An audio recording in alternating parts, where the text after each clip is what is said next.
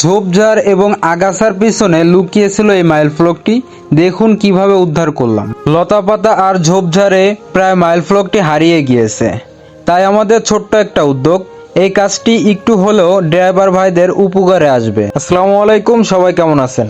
আজকের কাজটি খুবই গুরুত্বপূর্ণ একটি কাজ ছিল।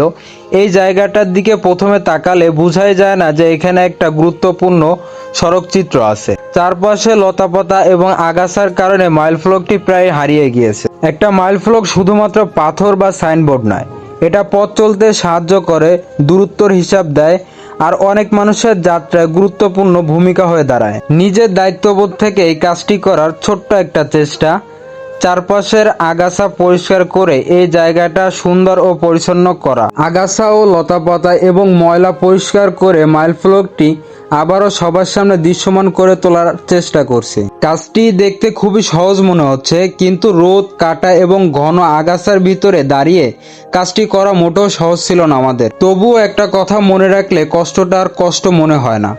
পরিবর্তন একদিনে কিন্তু আসে না, পরিবর্তন শুরুই হয় একটা মানুষের ছোট্ট একটা উদ্যোগ থেকে। আমরা হয়তো পুরো পৃথিবী পরিষ্কার করতে পারবো না, কিন্তু নিজের এলাকায় একটা জায়গা তো পরিষ্কার করতে পারি। আপনিও যদি আপনার আশেপাশে ছোট্ট একটা জায়গাও পরিষ্কার করেন, তাহলে হয়তো কোনো একদিন এই জায়গাটায় বড় একটা পরিবর্তন আনতে পারে।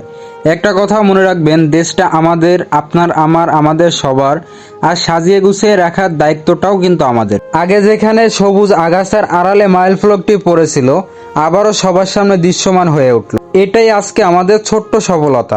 ভিডিওটি ভালো লাগলে একটি লাইক দিন, কমেন্টে আপনার মতামত জানান, আর এরকম ভিডিও দেখতে আমাদের সাথে থাকুন। আর বেশি বেশি করে ভিডিওটি শেয়ার করে অন্যকেও মানবিক কাজে উৎসাহিত করুন। সবাই ভালো থাকবেন, আল্লাহ হাফেজ। আবার দেখা হচ্ছে নতুন এক মানবিক কাজে।